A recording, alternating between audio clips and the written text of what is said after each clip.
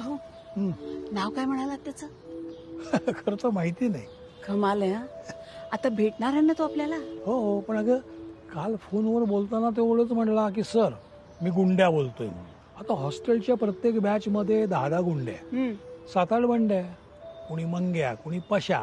आता पोरांच्या हॉस्टेलमध्ये धड नावानं कोणी हाक मारतं का? कसं कळणार कोण गुंड्या ते? गाडी आली.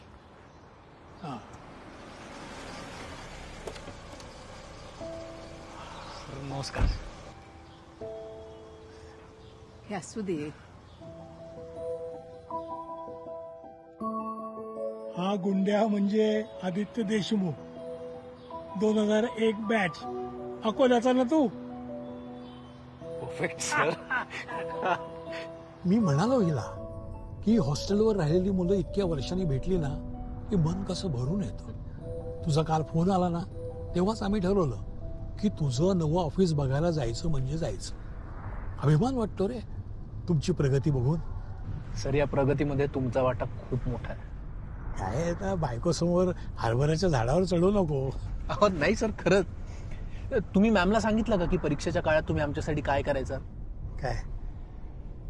हा ते रात्रीचं ना चहा आणि बाकरवडी. चहा आणि बाकरवडी ती रात्री?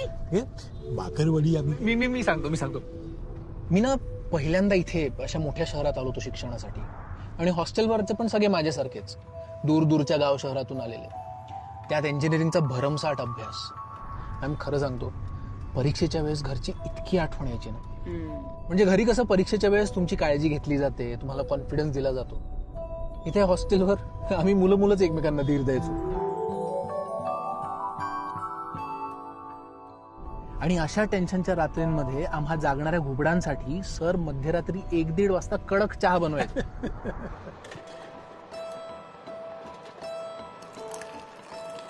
मग अभ्यासातून एक छोटा ब्रेक घेऊन आम्ही मेसमध्ये यायचो, चहा प्यायचो आणि चहासोबत असायची परात भरून बाकरवडी. परात भर? येस. एवढंच नाही, सरांकडे एक VCR होतं सर. तो ते टीव्हीला जोडायचे आणि त्या ब्रेक मध्ये आम्हा सगळ्यांना सरांनी रेकॉर्ड करून ठेवलेले सचिनचे इनिंग्स दाखवायचे.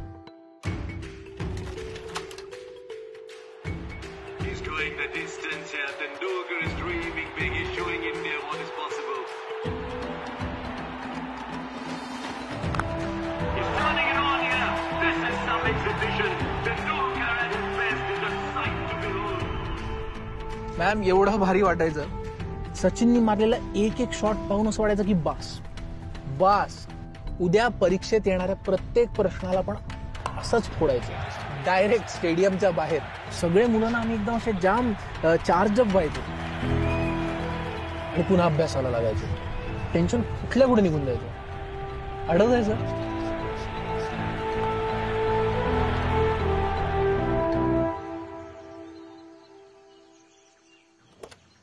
अरे तुझं हे नवं ऑफिस इथे? हो बिल्डिंग जरा जुनी आहे पण. अरे असू दे रे, तू स्वतःच काहीतरी सुरू करतोस ना ते महत्वाचं. हो की नाही? या सर या.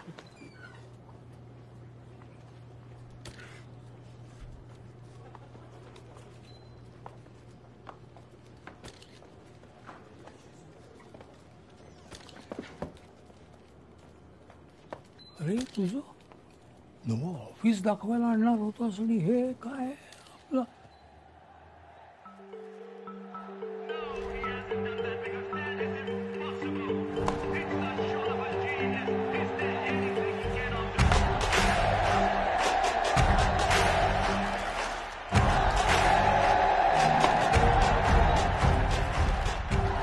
सर तुम्ही इतके मोठे फॅन सचिनचे, त्याला भेटलाय की नाही कधी?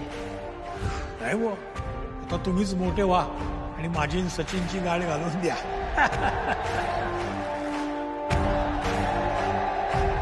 नमस्कार सर.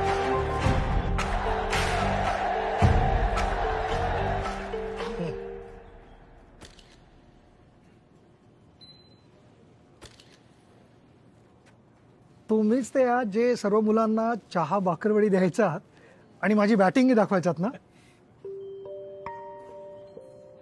या ना प्लीज.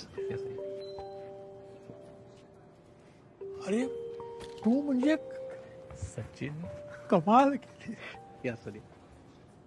आज माझं पुण्यात शूटिंग होतं, तर आदित्य मला म्हणाला की तुमचं घर इथेच बाजूलाच आहे. होय. तर मी बोललो की आज भेटायला हरकत नाही. एकदा आमच्याही घरी आहे. म्हणजे घरी या ना एकदा तुम्ही. अरे तुम्ही मला प्लीज तुम्ही म्हणू नका, अरे सचिन म्हणा प्लीज.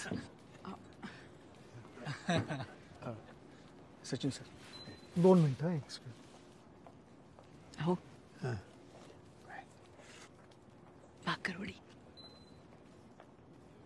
गुंड्या, ही भाकरवडी तुझ्यासाठी आणली होती, ती सचिनला देऊ. चालेल. अरे वा, भाकरवडी. मीही भाकरवडी आणि चहा सांगितला होता.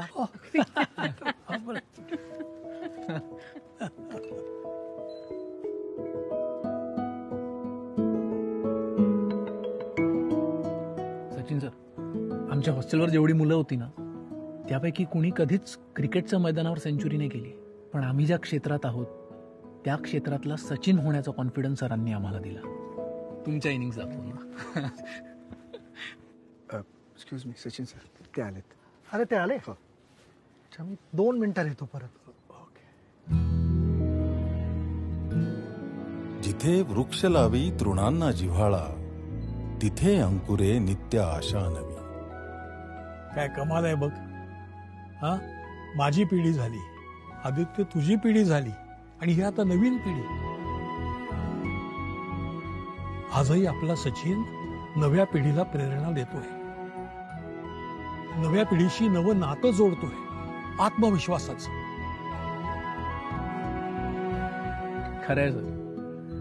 तशी अजून एक कमाल गोष्ट आहे सचिनची, जी मला आजच कळाली. कोणती? सचिनला पण चहा आणि बाकरवडी आवडते. खरंच की. पुरी ध्यास जर तेवता राहिला तर क्षितिज भव्य होते पिढी दर पिढी. आपला आवडता ब्रँड चितळे बंधू करत आहे 75व्या वर्षात पदार्पण, आणि होत आहे सुरुवात एका नित्य नव्या नात्याची.